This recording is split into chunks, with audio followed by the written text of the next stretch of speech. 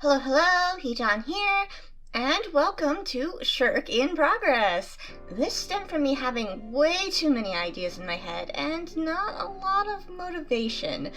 So this is kind of a preliminary, proof of concept, or a spoof of concept, where it's just me, 4 a.m., dead tired, rambling into the mic about this idea that I had so it doesn't escape my head and get lost forever. This is before I did any research. Before I even consider writing this, I'd have to actually, need to play Deltarune.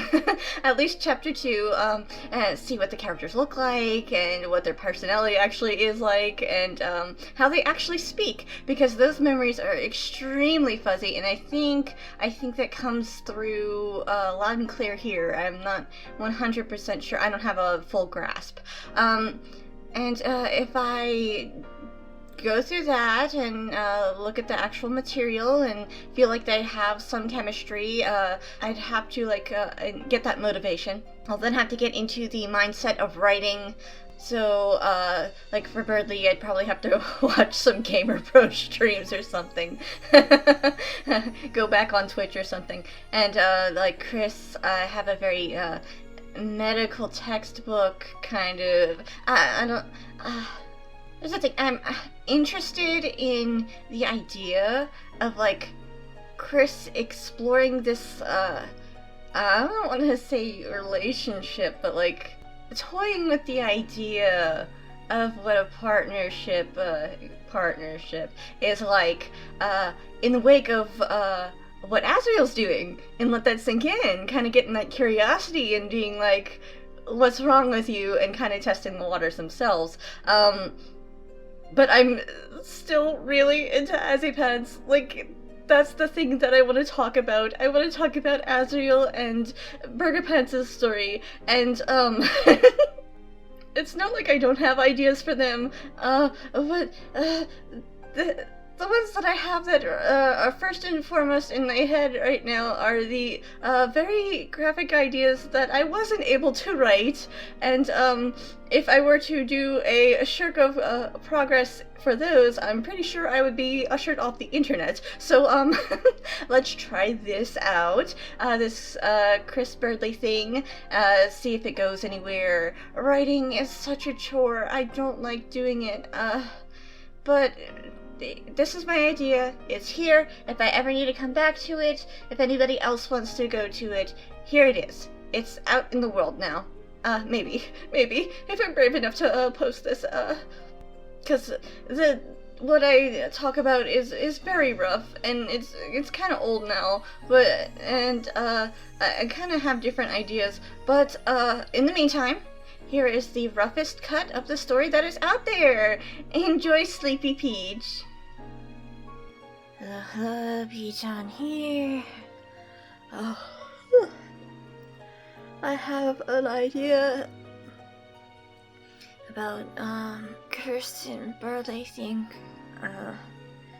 So they're at the convention, the same convention that, Azriel and Burger Pants were in, and, after, some events, it goes back to, Kris is in the Steeler Hall, and, they have a run-in with Berdly, and, Berdly recognizes Kris, obviously, and he is, super embarrassed, because he's, purchasing a game shark or something along those lines, something that helps him cheat at the game, right? Or a game guide or something. Definitely showing his insecurities in this vulnerable moment, and that just causes Berdly to stick to Kris like glue, which really irritates Kris. And Kris had already agreed with Azriel about what they were going to do concerning the Burger Pants situation. So Kris is not going to use their knife for this, right? Kris is going to use a new knife, not the one that they are using to create the Godhead, right?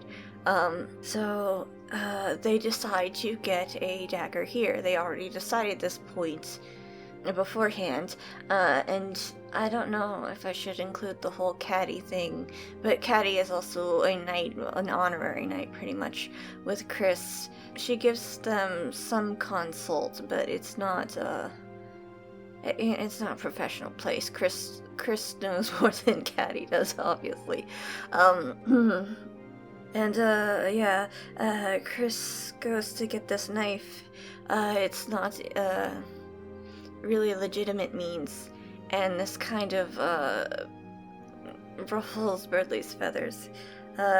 He freaks out. Well, he gets... Yeah, it does. It ruffles his feathers. And, oh my god.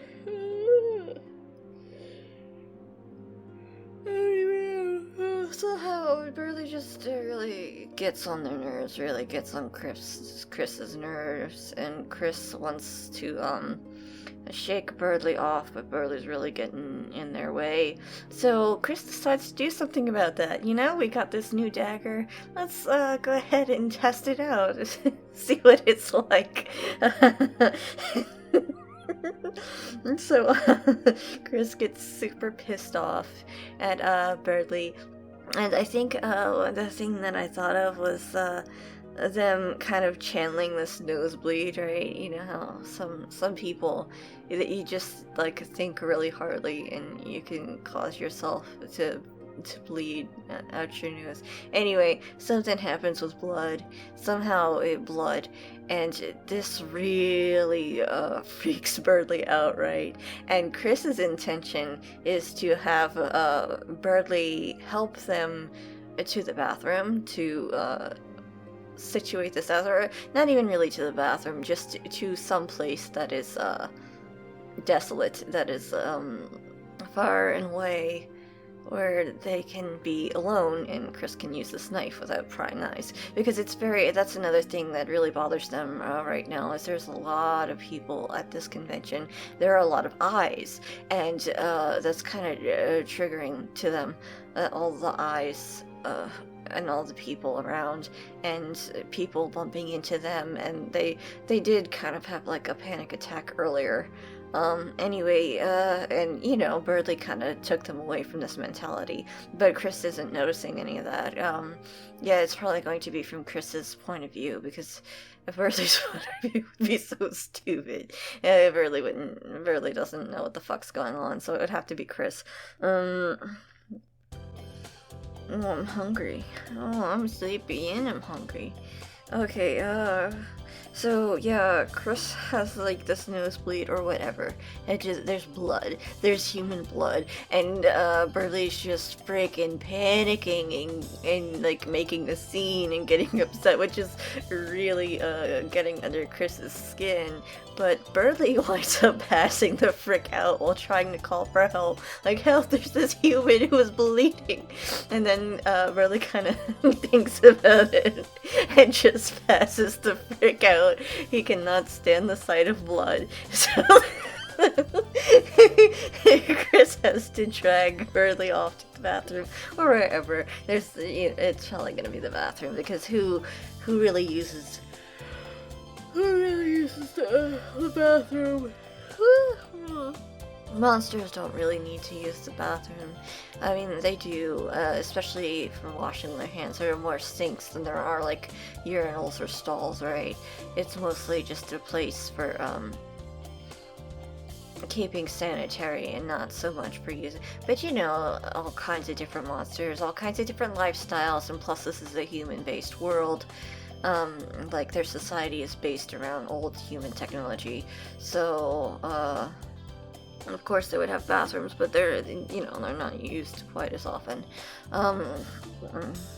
Anyway, yeah, so, Kris has to take this passed out Berdly, and, yeah, it's a bathroom, sure, drags him to the bathroom, and the thing that Kris notices is just how light Berdly is.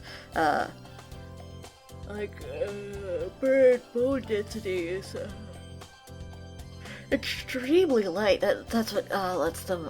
That's what allows them to fly, right? This extremely light bone density. But the thing about that is, bird bones are also extremely fragile. It's like breaking a toothpick in half, right? You have to be very careful when you handle birds because they are very extremely fragile. And yeah, that's kind of what Kris is thinking about is body and what it would be like to possess such a body, right? We got this very aerodynamic form.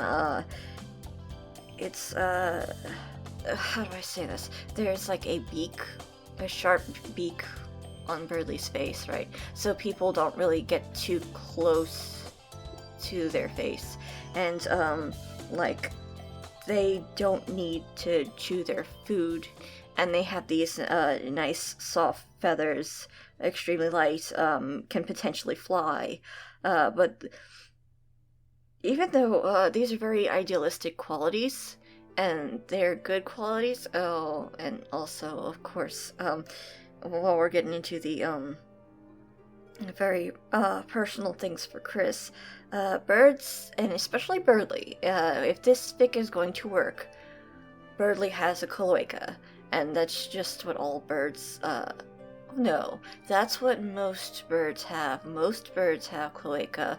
That's the whole reproductive system that's internal and allows, some of them to, lay eggs. Oh shit, I got a text message. What am I talking about? Cloaca? So that's another thing that Kris thinks about. There's, nothing harmful there.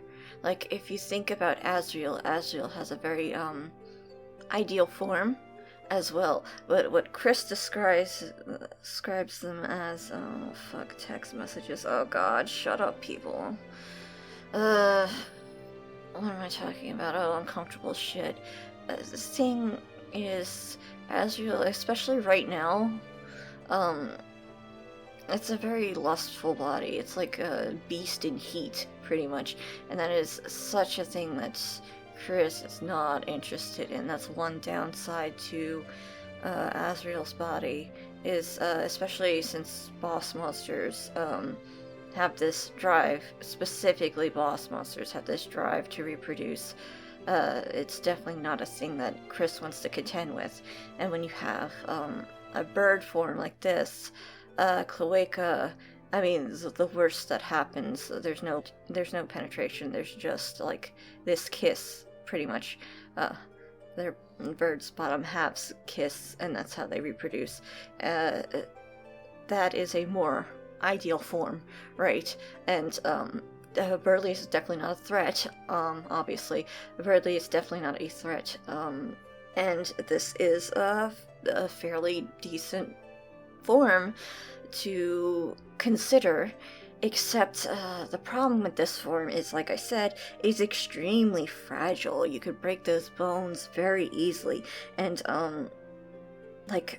birds have these little, like, veins, like, it's like a straw, right? When birds form feathers, it's like this little straw that comes out of their body, and that straw has the formation of a feather, the starting fuzz, and it also has a vein, and these are called blood feathers.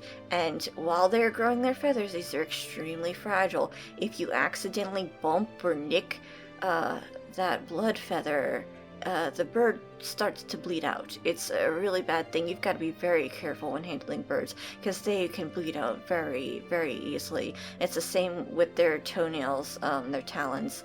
You have to clip them to keep your bird comfortable, right? And you can get them certain perches and everything so they can kind of sharpen them, not sharpen, but, file down their nails themselves. But usually you have to have them clipped for the bird to be comfortable, especially ones that walk flat-footed on land.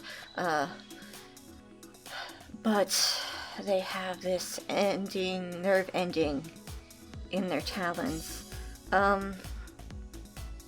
which have a lot of blood vessels, and if you accidentally clip that, holy shit, not only is it extremely painful for your bird, but they could bleed out. So you better have some, if you have a bird, you gotta have some cornstarch, because like I said, any little bump and those blood feathers, they really bleed. Like pigeons, at least, they really bleed. You got to be very careful with your babies. And cornstarch, and they make certain powders to stop bleeding, but cornstarch will work.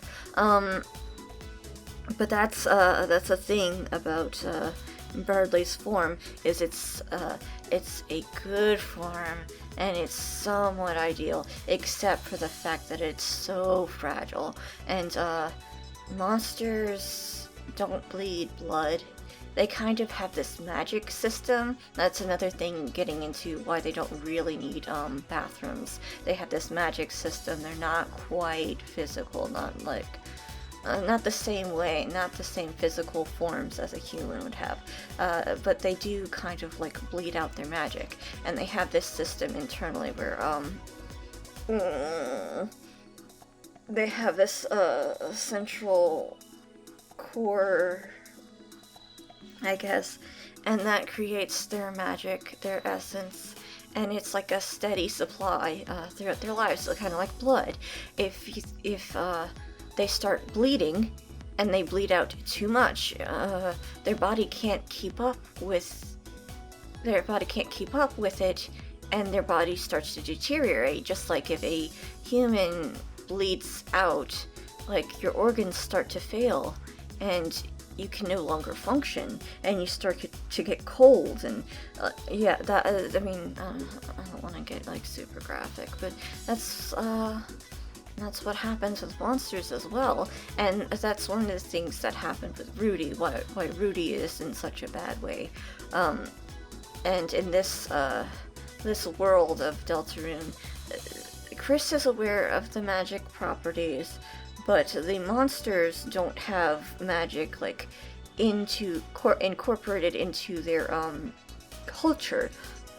They kind of live as humans would. They kind of have a human culture, even though they don't know too much about humans. They definitely inherited that culture, so they don't mess around with magic as much, and they don't really know how to channel their magic and how to use these abilities that they would know how to use in Undertale. So it's a detriment. They're kind of like lambs being plumped for the slaughter, like it's not a real good situation. But they don't know how to defend themselves, pretty much. They have this ability for magic, but they're not using it. They're definitely not using that full potential. So they still have these illnesses, kind of like we have cancer, where they don't really know what causes it, and they don't really know why this happens. They just know that it's a thing that happens, and it's pretty much them getting injured and losing too much essence, monster blood, I'm gonna say. I don't even know if that's really what I'm gonna call it, but I'm so freaking tired. So we have Kris looking over this form. It's a good form, except it's a very weak form. It's not a threat. That's one key point that we want to hammer in there. This body is not a threat to Kris, which is astounding because a lot of bodies are a threat to Kris. So we had that panic attack earlier, but this is not a good form for Kris to possess, or at least possess long term. But it would be a good sacrifice, because this is a good body, right?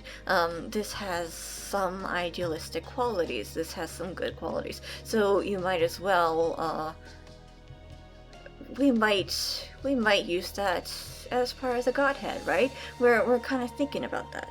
We're kind of thinking about incorporating this into the Godhead so that we have that perfect ideal form, and ideal characteristics into this ideal form.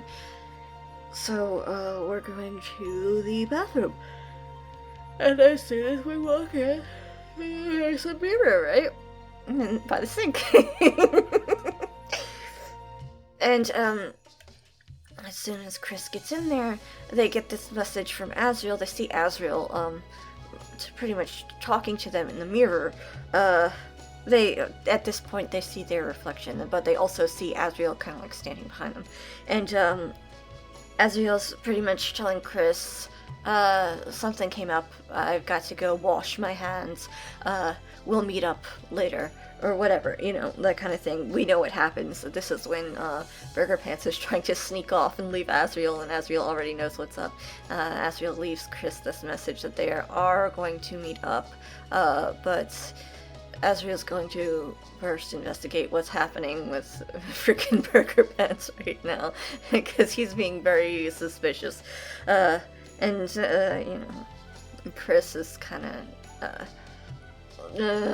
about this situation. Kris doesn't have good feelings towards Burger Pants, doesn't like that they're being dragged into this situation, but feels kind of obligated to get, put into this situation because they understand what's going to happen a lot more than Azriel does. Azriel thinks that this prophesied thing that's going to happen with the three worlds, them pretty much merging together. Azriel thinks that is going to happen in 7 years, not knowing that the part where the three worlds are merging, that 7 years is almost already up. That's almost completely,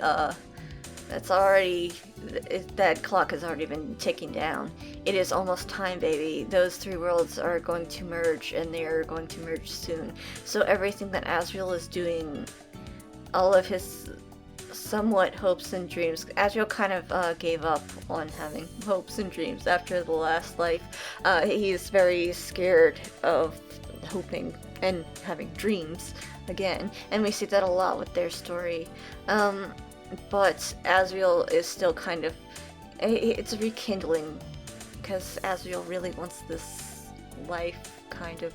Azriel doesn't want to let go of Burger Pants, pretty much, and Azriel is interested in a relationship, but right now it hasn't even become an offer on the table. Azriel doesn't think that it's really going to happen. Azriel just kind of wants to run off with Burger Pants and sees what happens there, because it's a lot easier to ask for forgiveness than it is for permission, and Azriel doesn't think that Burger Pants is even going to give him that chance to begin with. But they do. They work things out, like right freaking now, right as this stuff is happening. But Kris doesn't really see that happening, right? Kris doesn't think that this thing is going to work out, and that Azriel is being extremely stupid, most likely because of, like Kris was thinking earlier, the whole boss monster thing about wanting to form a bond with a partner, and Azriel is just being, driven by instincts, pretty much, and this is very stupid, and like I said, superfluous. It's useless. It is useless for Azriel to try to do this thing, especially since, when the three worlds merge, okay, so this is how, when the three worlds merge, whatever people there are, oh Jesus, how do I explain this? There are 3 different copies of everyone when this world formed. There were 3 Gersons, 3, what's his name? 3 people. There are copies for each world, pretty much, except for Kris. Kris is a human amalgamate. Kris, and Azriel has some fucky things happening with him too, because Kris and Azriel came from that 100 years before Undertale timeline. They are the characters that came from that before 100 years timeline.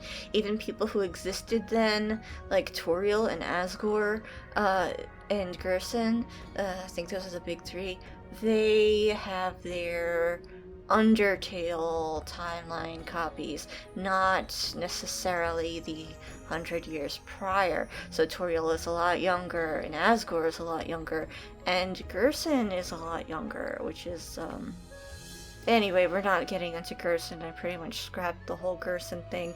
We just need to know that Gerson spearheaded the Godhead before Mayor Holiday. Gerson had... Anyway, there's 3 copies of every individual except for these, right? Except for the people, except for Azrael and Kris. Azrael wasn't the only copy of Azrael killed the other Azrael, leaving Azrael, our Azrael, the only one left, right? And Kris has always been the only one, because Kris is an amalgamate of 2/3 characters. Kris is an amalgamate of Kara and Frisk, and also the soul entanglement that happened when Flowey broke the barrier, which allows Kris and Azrael to communicate with their souls. So pretty much that third Azrael didn't really form completely and got left / absorbed by Karfris Kris. And oh Jesus, okay, everybody has a copy except for these 2 people who really don't belong to the timelines. They're kind of the outliers here. They're the special people. They're the main characters, pretty much. And everybody else, NPC status, pretty much, they all have a copy. And in order to... And when the worlds... This is what I'm trying to talk about. When the worlds merge, it pretty much is an average of what all 3 of these characters are. So, okay, let's use Burger Pants for an example. This is going to be very sad. I'm very sorry, y'all. The intention of this world is going to be that, like I said, Azrael's story is a tragedy. They do have this good life, you know. Burger Pants kind of gets to live out his dreams, living with Azrael and having a very nice relationship with Azrael, and Azrael's very happy, and Burger Pants has this family, and Burger Pants doesn't really get into acting, but kind of falls into streaming online, so he gets this audience, and he's kind of fulfilling those dreams, even though people are just like laughing at him and trying to catch glimpses of Azrael as he passes the camera and stuff like that. He kind of blew up into this personality, kind of like how Mettaton was in Undertale, except not nearly as beloved or liked as Mettaton. Everybody kind of just gets on the stream and makes fun of him, but like they're sending him donations and shit, so they're making fun of him, but they're also like fueling him, and Burger Pants has really leaned into this idea of him becoming the fool, you know, like it doesn't bother him as much anymore, just as long as Azrael still likes him and Azrael's on his side, and he a lot of criticism flies over his head anyway. He doesn't really get it. So they pretty much have everything that they ever could have hoped and dreamed for, except were there 2?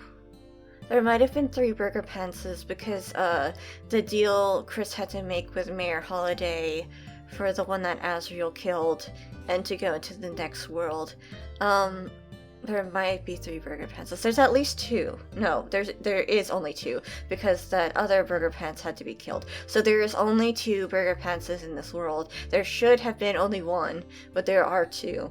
And because of that, when the 3 worlds merge, those 2 Burger Pants are going to merge, and the one that was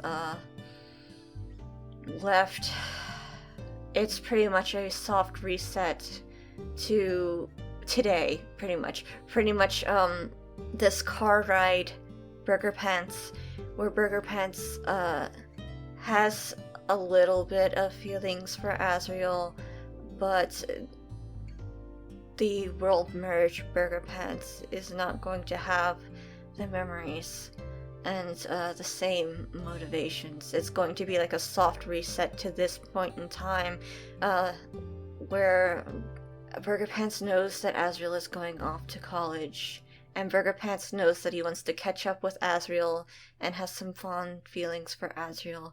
But he's not going to remember that life that they had together. He's not going to remember his feelings. He's not going to remember doing this, that, and the other thing with Asriel. And that's going to happen with all of the NPCs pretty much.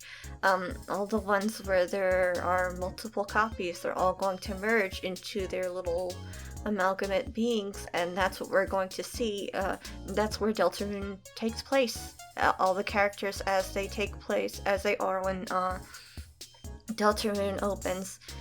So the Catty and Bratty of Burger Pants and Asriel's world absolutely hate each other, and the Catty and Bratty in December's world are girlfriends, pretty much. They get along really well. So that's why the Catty and Bratty in Deltarune have this like love-hate. Like, they really like each other, they really have the same ideas in their head, they both go out and sing the same songs and wear the same clothes, they still have like this rivalry that they did. So that's pretty much what happened, is they kind of merged into those beings, and that's why everybody has all these mixed traits. It's a tragedy for Asriel, because Asriel is the only Asriel. He still has those memories, and Burger Pants won't. Burger Pants isn't going to remember a single thing that happened. It's pretty much a clean slate, which is going to be extremely devastating for Asriel, who had just come from this perfect life. It just all gets wiped clean.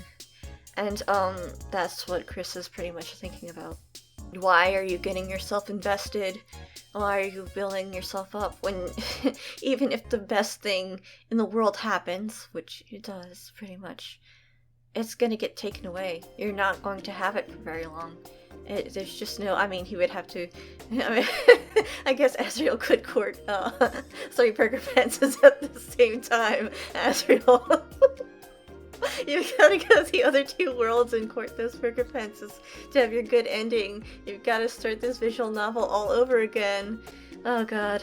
Togamito, get on that. I wanna see it. Anyway, Kris is thinking about how superfluous Asriel's plan is, and how stupid it is, and how stupid Asriel is for not knowing that he doesn't have the 7 years that he thought he had. The 7 years is already coming to a close. The worlds are already merging, and Asriel can already feel that. Asriel already feels that the worlds are merging, and that's why he wants to leave. That's why he wants to leave Kris there in that world, and Asriel's not really telling Kris that pretty much that's why Asriel is leaving, is because he feels this like omen with Kris, like something bad is going to happen, which, you know, it is going to happen, but there's nothing Kris can really do about it. It's going to happen regardless. Kris is just the one. It's through a human's hands, right? This thing goes through a human's hands, so it's not like Kris can be uninvolved. Kris does not want to use the human powers. Kris does not want to be the human, but Kris has no choice. This is not the role that Kris wanted, but this is the role that Kris was given. Kris tries not to use the human powers as much as possible, because Kris doesn't even want to admit that they're human, right? So any time that they can avoid using these powers, they do, except Asriel kind of drags them along into using these powers. So it's like Asriel is using these powers, and that's kind of why Kris allows it to happen, because it's pretty much their brother using these powers, a monster using these powers, and not really a human, right? Their relationship is really complicated. Again, we have not only Kara feelings, but also Frisk feelings. So we have, you know, the cute Asriel from the end of Undertale kind of feelings for Kris, like a man, we could be best friends if only you weren't the evil villain, and it's so sad that you've got to go away. And then we also have the Kara feelings, where it's, easily manipulated, naive, dumb brother figure with the heart of gold. So we have the warm feelings from that. Anyway, we get this message from Azriel, and Azriel's going to wash his hands, and Kris is pretty much laughing. How fitting it is. Azriel's trying to wash his hands when Kris is about to get their hands dirty. So Kris starts drawing out the sacrifice circle with the blood, and that's when Kris decides to try something new. They've got this sacrificial dagger, right? And they wanted to test it out earlier, and they were going to use Berdly to sacrifice to the Godhead, to incorporate, to become that god of Baphomet, the Godhead. I don't even know how to describe that. The perfect form. Kris is creating a god, pretty much. The Godhead is just a corporal form in which God powers originate. This is how divine power works, right? We have this being, and the more pretty much hopes and dreams, faith, prayers, the more faith, prayers, hopes, dreams get put into this being, the stronger it becomes. It pretty much siphons power from those who worship it. That's how this divine power works, right? So if you are creating this form and putting your wishes and your hopes and your dreams into it, it starts collecting that power. That's what the Godhead is. It's something that channels these powers and makes the wielder into a god, into a protector, into an angel. So, Kris is making this Godhead, right? Oh, and the thing about that is, when you have multiple copies of yourself, like, Burger Pants, who at this point would have 3 copies, in the future would only have 2 copies of Burger Pants. But if Burger Pants couldn't really wield a Godhead because there are 2 copies, and the power that comes from that Godhead, the faith, the hopes, the dreams, the power that comes, the abilities that, the magic and abilities that Burger Pants would be able to use from that Godhead would be split off among the copies, right? So to be an angel, a protector, a deity, you have to have only 1 copy of yourself. To retain your memories and your abilities, be strong, you have to have 1 copy of yourself. And that's kind of why I had to kill that other Azriel. Oh man, that was... I'm just not going to talk about it. I don't have to talk about it. I'm not going to talk about it.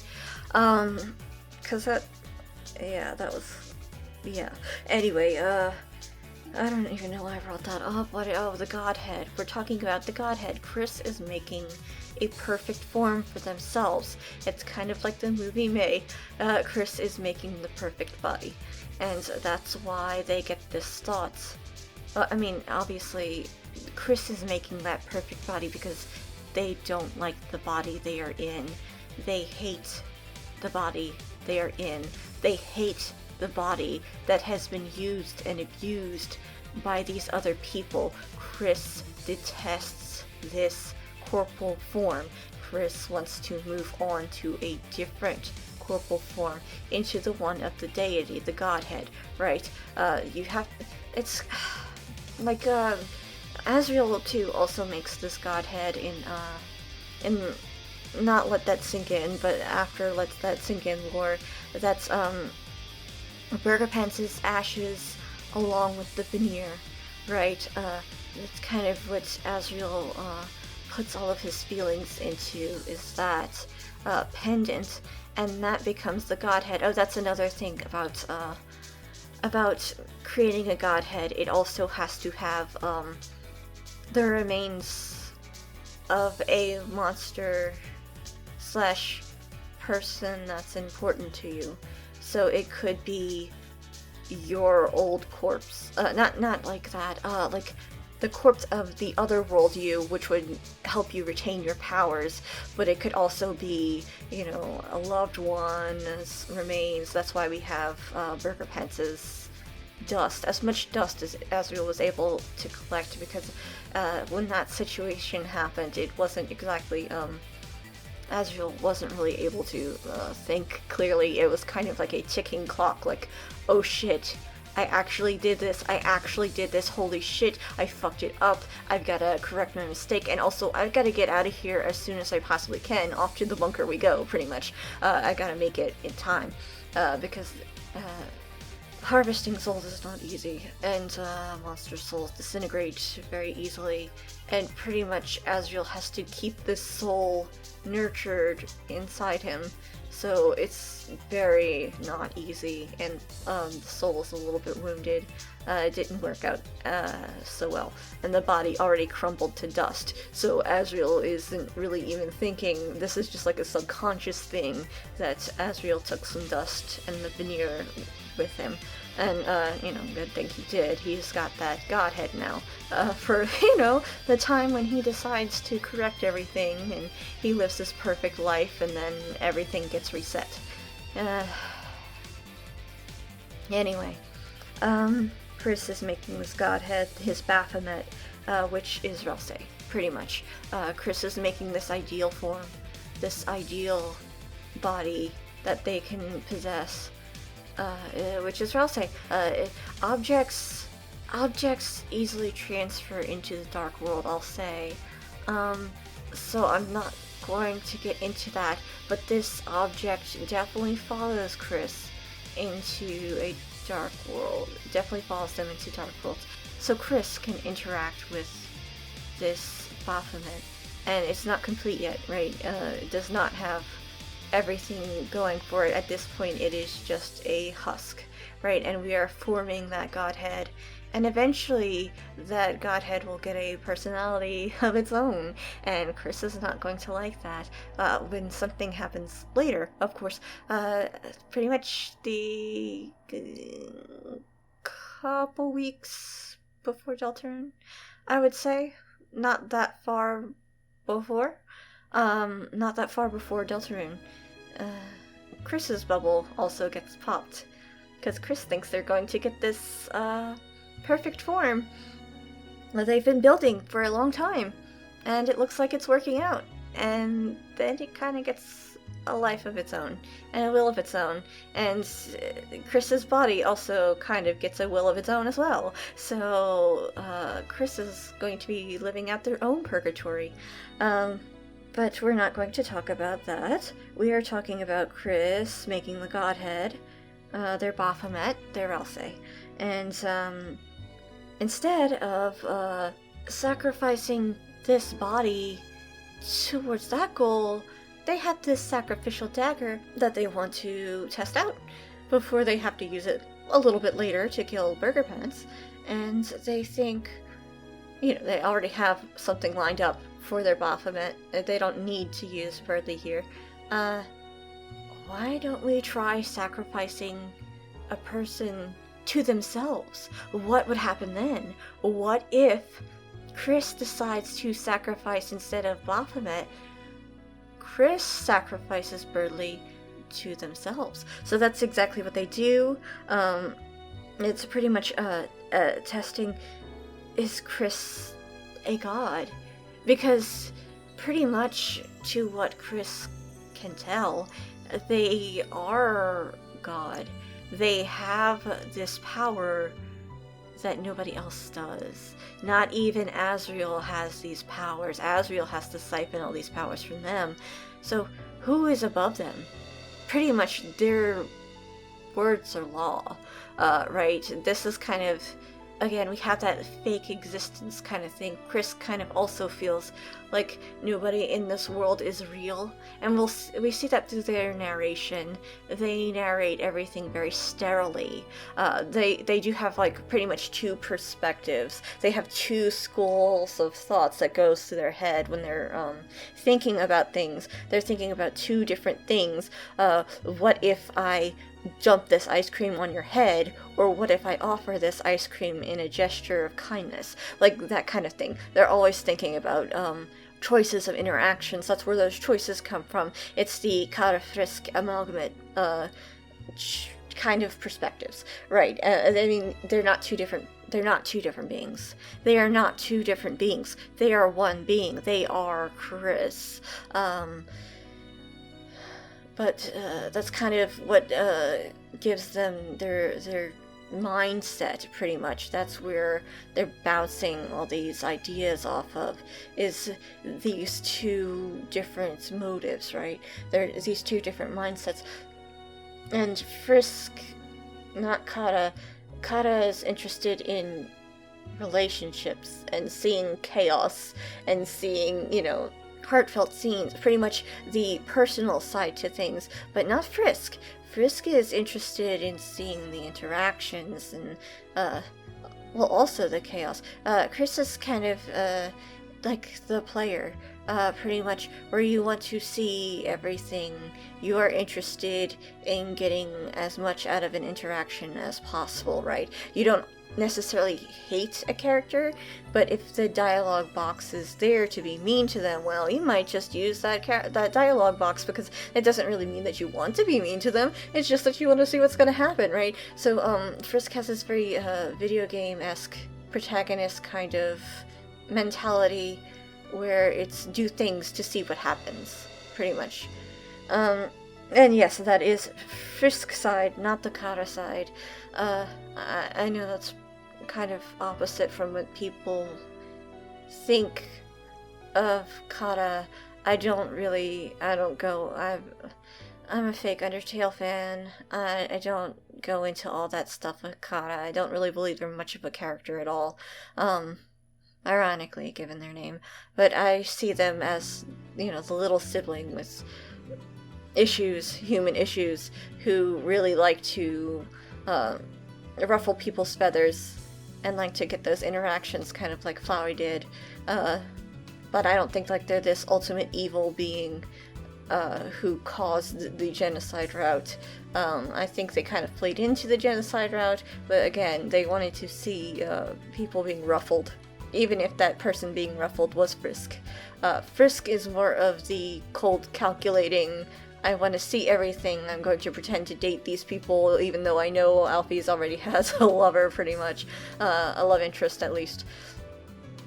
Anyway, so Kris decides to try this thing where they sacrifice a person to themselves to see what happens, right? Am I God? Let's find out.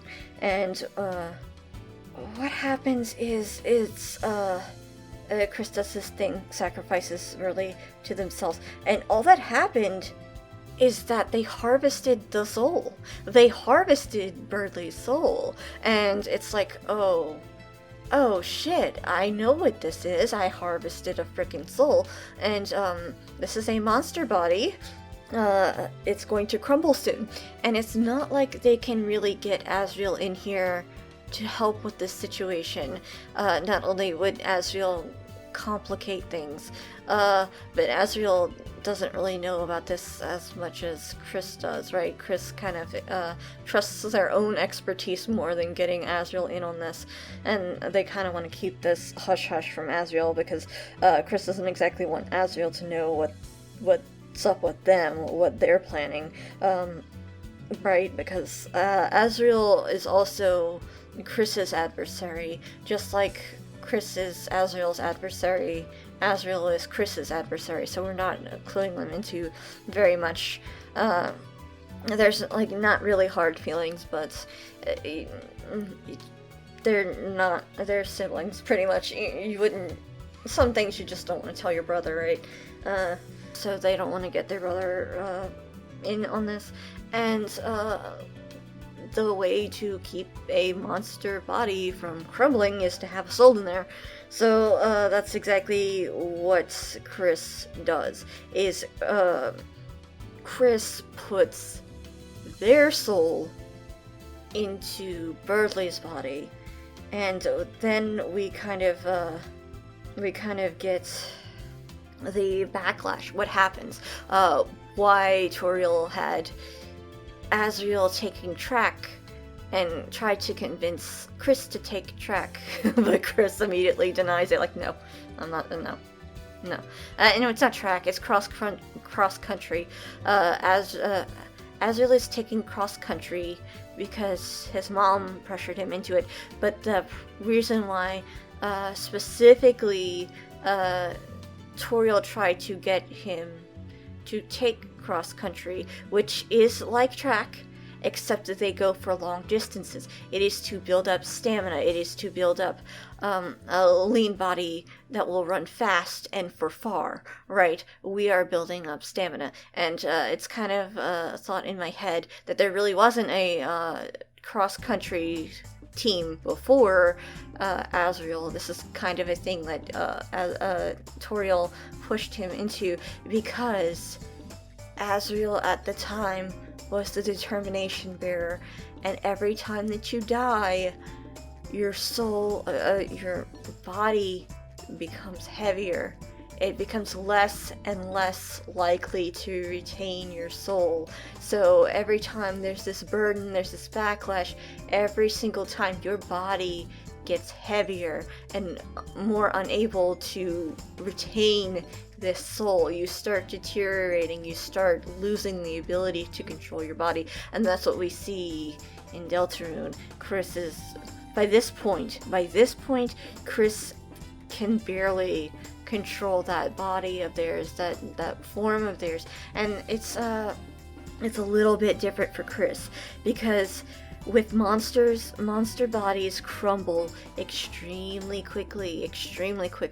With a human body, the human body rots. The human body rots and deteriorates and breaks down. So Kris has more time, not a lot of time, but Kris has more time with which to not have a soul, and pretty much uses their essence, their how do you describe essence? Pretty much magic, pretty much their personality, pretty much their will. Like hopes and dreams, pretty much their will. Kris has a hard time using their body, and that's why. Is because they've died and reset so many times. And every time there is a backlash, every time that body becomes heavy, and it's not necessarily like there's a problem with the body, it's more like the soul becomes heavier and drags down that body, and that body can't. So that's why Toriel pushed Azriel into taking cross country, into building up that stamina, because if you start out a weakling and then you have this backlash, well, it's just going to get harder and harder for you to move. But if you are able to manipulate your body well and have this stamina, can go long distances, learn how to breathe, learn how to push through hardship, be physically fit, then it's a lot easier when your soul starts bearing this weight on your body. So Azriel is pretty much equipped for this, but Azriel lost the determination power. And then Kris had it, and Kris has died quite a lot. So this body isn't holding up the soul very well. And we see that whenever the soul gets separated from that body, the body becomes extremely heavy. And I guess that would attach to their essence and not really their soul then. I don't know. I'm so tired. Anyway, so that's what happens, is Kris puts their soul inside of Berdly's body and takes Berdly's soul and decides to play around and see and fuck around a little bit, just see what's making that stupid egomaniac tick, right? We've known Berdly for a long time. We've played video games with Berdly Berdly's stupid and doesn't understand that the person that they've been playing online games with for years is Kris. But this is a classmate that they've known, and Berdly is very stupid and egotistical, very inflammatory. So we're gonna see what makes that asshole tick. And Kris kind of does think about it. If Azrael does go to look for them, it's going to be very troublesome because they communicate through souls, and if, Azrael is looking for them, the soul is going to be in the bathroom, and it's going to be inside Berdly's body, so that's not going to be an easy situation to talk about. But, Azrael's pretty distracted right now with Burger Pants, so they decide to go for this gamble. They, have this soul in their hands, they shuffle to the mirror. They don't even really see their corpse in the mirror. The mirror doesn't show their corpse, the mirror shows the soul. So all they see in the mirror is Berdly looking at that mirror right next to where they would be, right next to where their body is.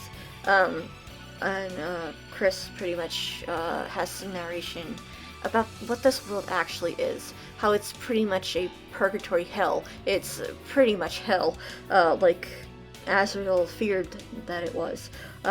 Everybody's cursed, pretty much. Nobody is going through anything, nobody's living a perfect life. Everybody's being tormented by their worst fears, pretty much. And what Kris is cursed with is being immortal, with not being able to die. No matter how many times that they kill themselves and they aren't able to completely die, they keep coming back to life. They died so many times, but even the time they were able to stay separate from their soul got longer and longer, because one of the things was, okay, fine, I'm going to kill myself by separating my soul and let my body rot. But even that got longer and longer. So Kris is kind of grappling with this immortality that they are cursed with. This is the worst case scenario for them. They have a problem with their body. So the worst thing for them is to have a body, to continue to have this corporeal form. So if they can't go against the immortality, if they can't ever actually die, then they will create this perfect form for themselves that is not vulnerable like a human body is. But they go through this, that even though they can't die, every death, their body gets heavier and heavier and more painful. It's like at this point, it is agonizingly painful for Kris's body every time they separate the soul. And this is before before Deltarune Dark World explorations and the deaths there within. So it's just going to be an absolute car wreck right before the events of Deltarune, which kind of lean into the events that do happen in Deltarune, kind of that desperation because Kris will not have bodily autonomy. That was the second fear that they had, was not that's pretty much why they don't like the corporeal form, right? Is because that corporeal form means they don't always have bodily autonomy, and that's why they hate the body. Is because they don't have the autonomy. They don't always have a say what happens to their body. And that autonomy gets taken away in Deltarune. I will say, for the canon of this world, not necessarily let that sink in, but this thing that I've created, this mess of thoughts that I'm talking about right now, it's that Kris will no longer have their autonomy. Not only the body problem, but the autonomy, because that is their true fear. Their true fear is an immortality. It's not having the bodily autonomy. That gets taken away. Anyway, they're thinking about it, and there's this countertop right in front of them, but their body is in such pain, and it's so heavy, that they don't even think that they'll be able to climb up on the countertop to get through the mirror, right? They don't even think that they're going to be able to do that much. But after a little bit of struggle, they do wind up pushing Berdly's soul through and climbing up on top of the sink and going through into the mirror. What exactly happens? I don't remember. I had that thought earlier. It was kind of like a dream state where I was just kind of like not sleeping, but just barely awake and thinking about what happens to Berdly. We kind of see things through Berdly's perspective a little bit. We're pretty much seeing his hell. This is his hell. This is his worst fears. That's what we're going through right now. And Kris is just an observer in this. And something happens. I know that there are faceless people.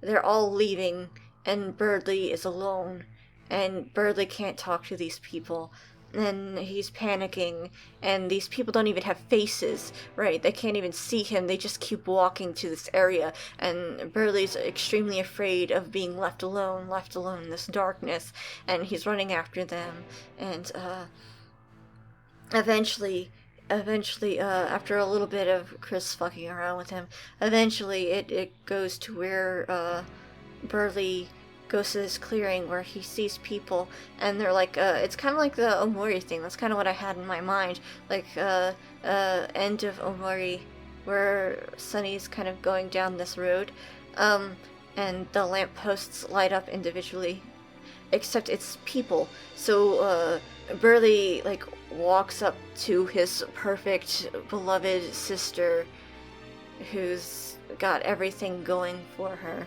and she tells him that he's absolutely useless, and she places this medal, which is actually kind of like a rock, like a stone that weighs him down. She places this around his neck, kind of like harkening back to the spelling bee, except instead of getting a spelling bee medal, it's just all these people who are important in Berdly's life, placing these burdens upon Berdly. And Berdly walked to the next person, and the light behind them lights up and shows their face, and then they like look straight into Berdly's eyes, and Berdly's dad is kind of like, you always were a disappointment, and he places the medal on, and like he goes to Noelle, and Noelle tells him straight up, you're stupid, your mind is completely worthless, you have no ideas in your head. Pretty much like everybody is telling him his worst fears, what he thinks that person thinks about them, right? So like Noelle, she would know that he's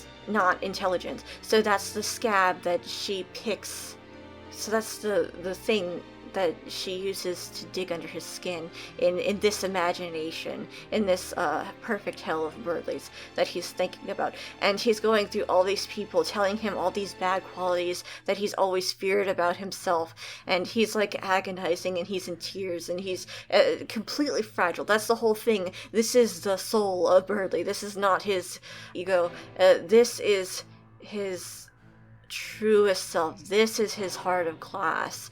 This is where he is the most emotionally fragile. He has no self-defense mechanisms. He is just this weak, little pathetic being who has no way of defending himself. And he's going through all this agony, and like these things are weighing him down. He has all these medals, and he's like walking forward, and it's extremely hard for him to walk forward to each person, but he keeps going forward and going to this person and that person. They're all handing these medals onto him.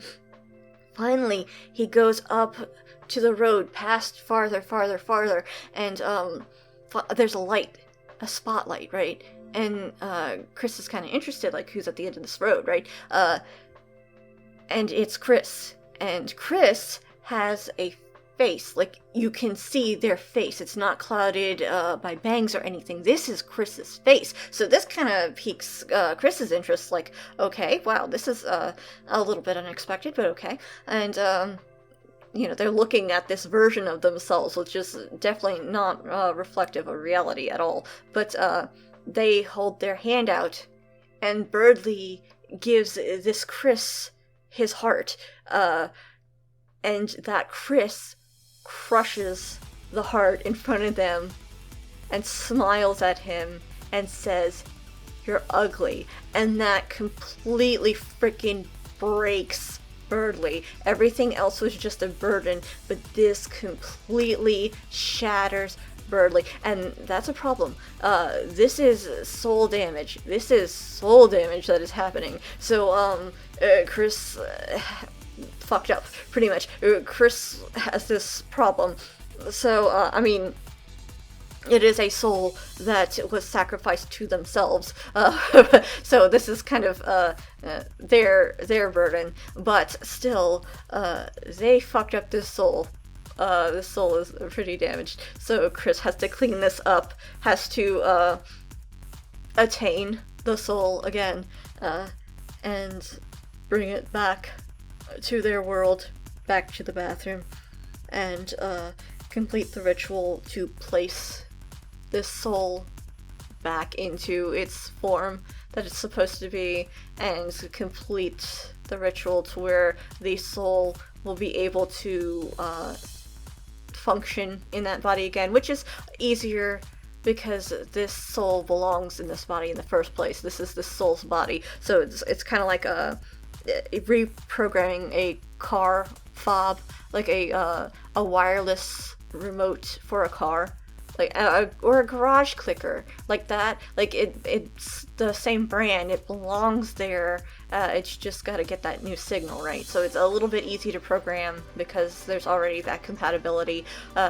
For changing bodies, for changing hosts, it's a little bit different. There's a lot more you have to go through. It's a lot harder for the body to host a foreign soul, at least. That's kind of why Kris is making their own body, right? Because if you're forming this body yourself, you have a higher compatibility than if you were to kill somebody and try to possess them, right? So, anyway, Kris is pretty much getting Berdly back intact. I don't know, I had some thoughts. Where are those? Did I even... Oh, ego can be cured by breaking with spirit. Oh, that's pretty much true, too, right? But stupidity could never be cured. Oh, Undyne! Undyne was in this, convention. And it's very important that Kris, kind of has this interaction with Undyne. Undyne is a knight. Undyne is a knight. And Undyne, was a disciple of Gerson, of the previous angel, but Undyne is not a disciple for Mayor Holiday. Once the Godhead changed hands, Undyne became a knight, and also not exactly on the same side, but not all of the dogs, but the dog gang has at least 3 knights, pretty much, in my lore. Everybody that was a knight in Undertale is a knight here too. So Undyne is a knight, and Dogami, Dogaressa, and the cute one. Oh, what was the cute one's name? I don't even remember. Oh, and the other one. Oh, I'm sorry, I'm a fake Undertale fan. I know them as dogs. I don't remember their names, but everybody who was a knight in Undertale is a knight in Let That Sink In verse, I guess. I don't even know what to call this world, this shit world. Delta Ruin. Clone monster blood, just like human blood, it's pumped through the body and helps maintain it, helps it heal, etc. They have organs that continue to produce this stuff throughout their lifetime, but if enough of it is lost, it can't be maintained. The body is constantly fighting to keep up with the production, and eventually can lose the fight, just like Rudy, for the most part. Undyne is a knight, and the lady who had the piano placed in the hospital, thanks to that, Kris was able to practice. So Kris gets along with Undyne, even though Undyne doesn't really even know who Kris is, pretty much. But Kris has some respect for Undyne. Kris wants to build a god for the perfect body to possess. And then I have a grocery list. I don't think that's going to help me at all. I do know that they pretty much get Berdly back operational, but the soul is a little bit damaged, so Berdly is kind of in this catatonic state where they're not really a person, like they're not really the person that they were. They don't really have their personality. They're kind of in this like blank state where they kind of can respond, or they can respond to stimulus, but they're not fully aware. Like, Berdly is able to talk and walk, and Kris is leading them out, and they don't really have any wants or desires of their own. They're very susceptible to whatever anybody's saying, kind of like a puppet, kind of in this blank state of mind. And Kris kind of has to watch over Berdly for a little while, because they really fucked up. They really fucked up with Berdly. But eventually Berdly kind of snaps out of it and gets back into video games, and oh yeah, I would actually like to go see that over there, and let's go to the video game area. And they try to like because Berdly wants to show off, right? Berdly kind of snaps out of it and realizes that Kris is with him, and Berdly is very excited. Now Berdly has like this friend to go to the convention with, and he's like thinking about that, how he has this friend now that he can share and do stuff with. So he wants to show off, right? He wants to show off in front of Kris, but he kind of poses this as a challenge, like, I'm going to show you, I'm going to show you the ultimate moves in Super Smashing Fighters, and I'm going to whip your butt. And they decide to go to the video game area. But if you remember in Let That Sink In, Azrael's kind of busy with Burger Pants in the video game area. So Kris kind of like nopes out of there. Like, as soon as Kris feels that like throbbing in his soul, like Azrael's getting closer and closer to proximity of them. Kris is like, no, we're going to the game. They want to go back to the dealer hall. Of course, throughout this, they do not use dialogue, so it's pretty much Berdly has to interpret what Kris is doing and what Kris is meaning, right? So Berdly kind of takes that Kris wants to buy the game before trying it out, right? And that's pretty much like kind of props, kind of respect, but also, don't you know that video games these days are made with the sole intention that you die easily, so that you keep renting the games? You should try the game out before you buy it, and blah blah blah blah blah. But Berdly kind of still goes over to the merchant tables with them, and they start looking at stuff.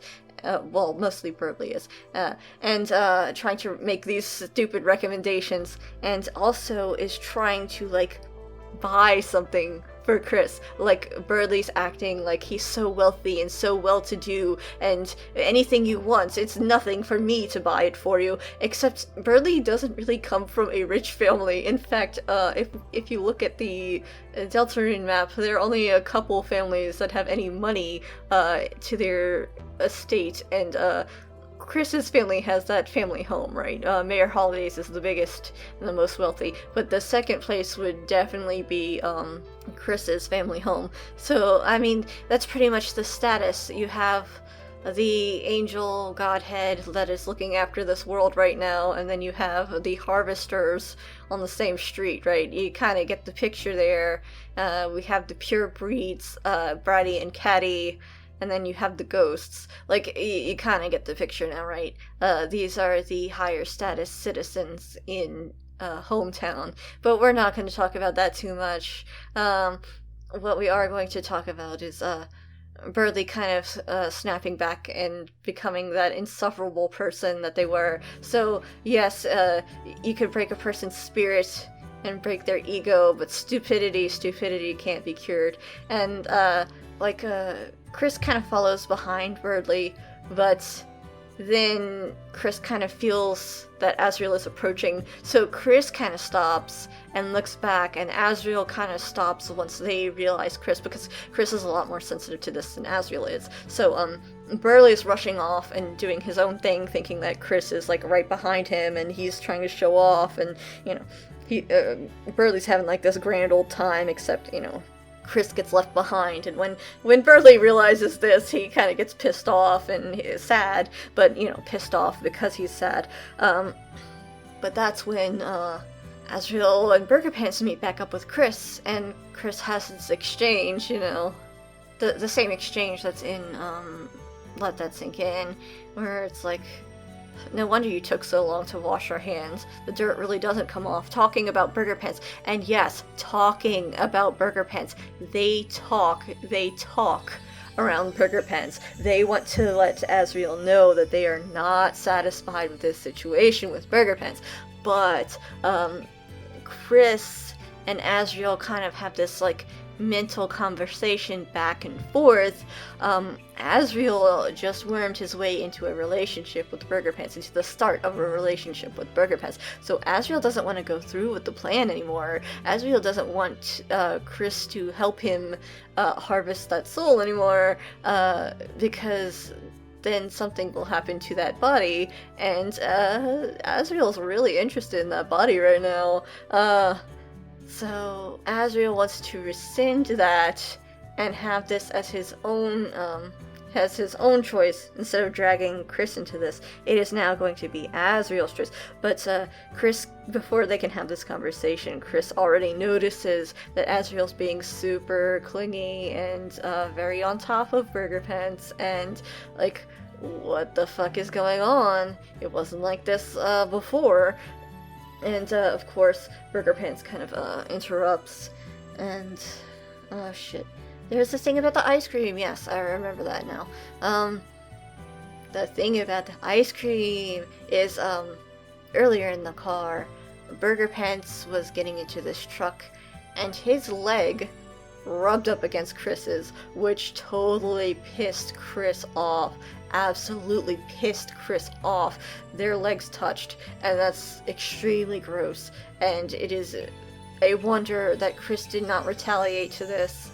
So, Kris is fully expecting that ice cream back. Burger Pants will repay that debt, right? Burger Pants will definitely repay that debt. Kris wants that ice cream, and they want that ice cream now. But Asriel's thinking about it like, dude, Burger Pants makes minimum wage. Burger Pants comes from a really poor, rundown family, and you're demanding his hard-earned money on ice cream? I intend to take you out after this. Can't you just wait for a little while? But no, Kris is being very lenient in allowing Burger Pants to make it up to them by buying this overpriced ice cream with his hard-earned salary. That is as much as they deserve, and nothing less than that. So, they kind of have this back and forth, and Asriel concedes, okay, alright, I didn't know that they brushed their leg up against yours, I apologize, that's fine, whatever needs to be done. And that's when Burger Pants kind of, makes things a little bit awkward, and then, kind of runs off because they're embarrassed. They made things awkward.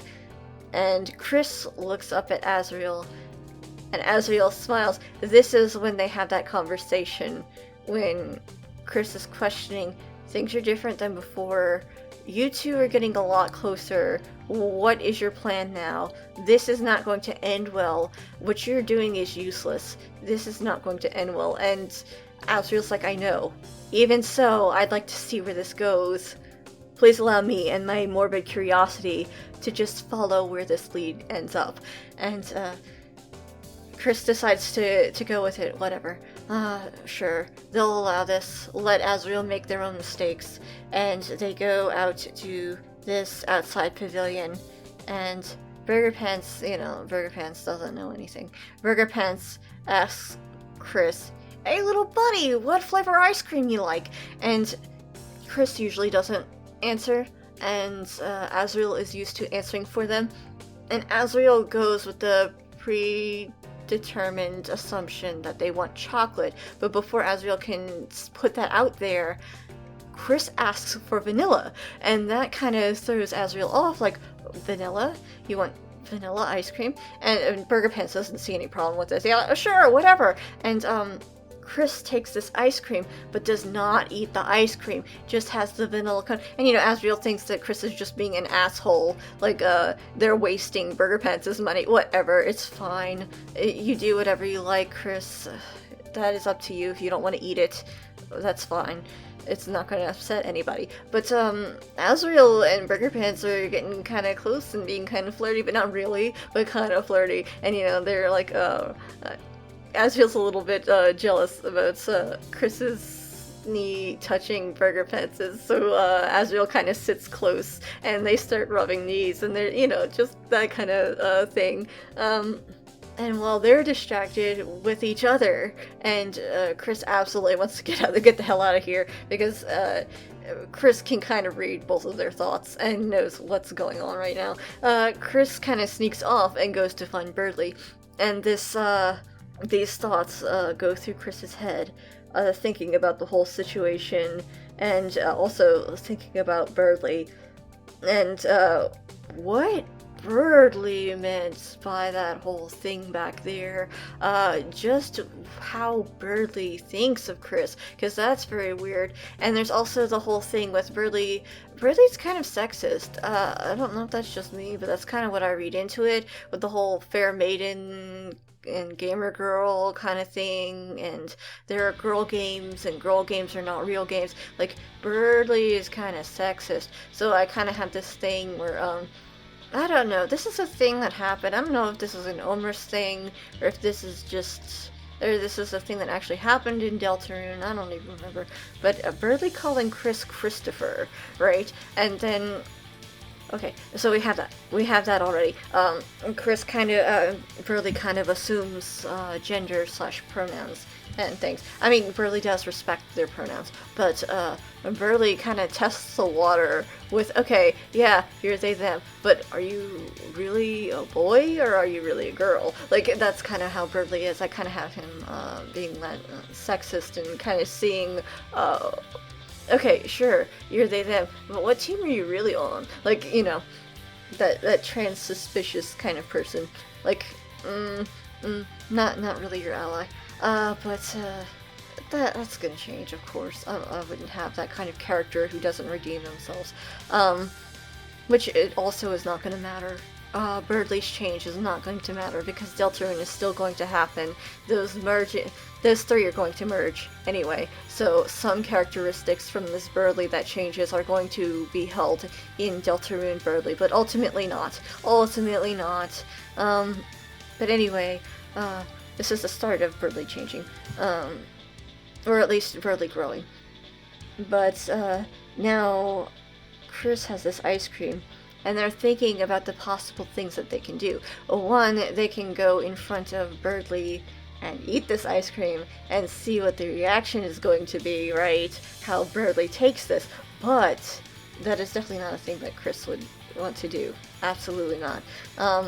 That's just kind of like the Frisk side, being playful, but their choices ultimately come down to, you either dump it on Berdly to see his reaction, or you give it to Berdly and see his reaction.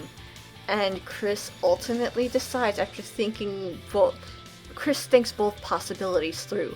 Kris tries to run the scenario through their head, think about what the outcome is going to be, what Berdly is going to do, right?